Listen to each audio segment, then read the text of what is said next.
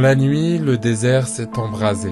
Israël a lancé Rising Lion, une opération militaire foudroyante contre l'Iran. Des missiles ont visé les sites nucléaires les plus sensibles du régime de Téhéran. En retour, des centaines de drones iraniens ont traversé le ciel.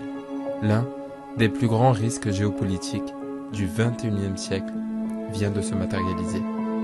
Mais ce n'est pas qu'un conflit militaire, c'est un séisme pour les marchés. Le pétrole s'envole, l'or flambe, et les investisseurs fuient le risque. Dans cet épisode de Grand Teacher Relate, on vous raconte tout. L'attaque, la riposte, les conséquences et les scénarios d'après. Préparez-vous, l'économie entre en zone de turbulence.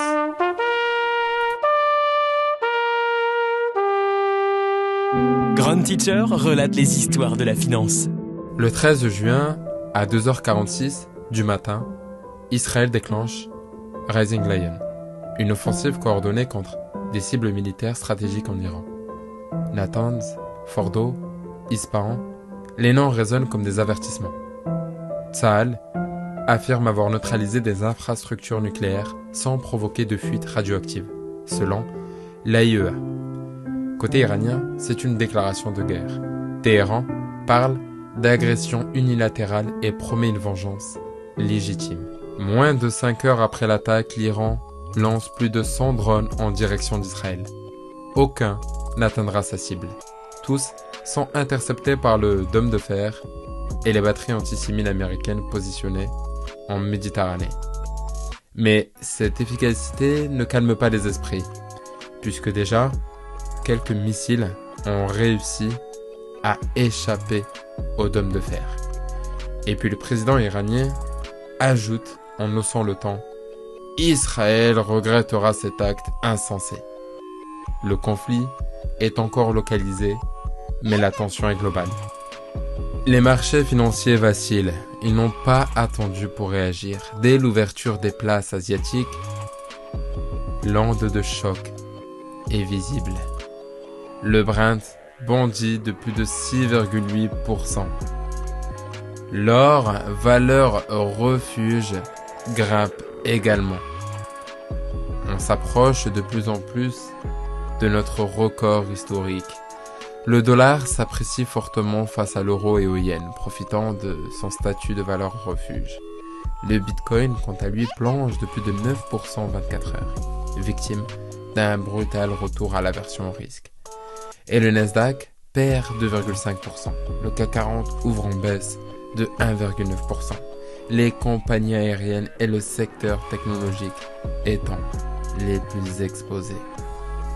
Cette attaque marque une rupture brutale avec les scénarios optimistes de désinflation et d'apaisement monétaire.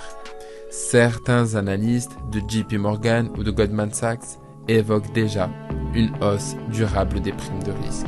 Washington se désengage officiellement. Israël agit seul. Macron tente un équilibre. Il accuse l'Iran de déstabilisation, mais appelle à la négociation. Il évoque une participation française en cas de besoin, sans s'engager concrètement.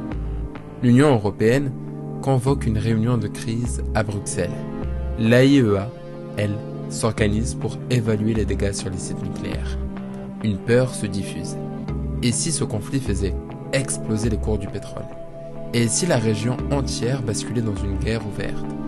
Si l'Iran bloque le détroit d'Ormuz, par lequel transite 30% du pétrole mondial, alors on pourrait voir le baril dépasser les $100, ou voire même les $120.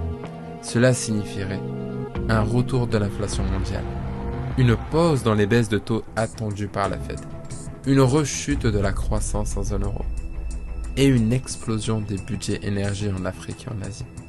Les investisseurs institutionnels revoient déjà leur exposition aux émergents, augmentent leur couverture sur les matières premières et sortent des marchés à risque. Le 13 juin 2025 restera peut-être comme le jour où la géopolitique a repris le dessus sur les fondamentaux économiques. Rising Lion n'est pas juste une opération militaire. C'est un stress test mondial. Et une question se pose à tous les acteurs. La bourse est-elle prête à encaisser une guerre au cœur du Moyen-Orient? Je vous remercie de m'avoir écouté. C'était Grand Teacher Relate. C'est comprendre l'histoire pendant qu'elle s'écrit.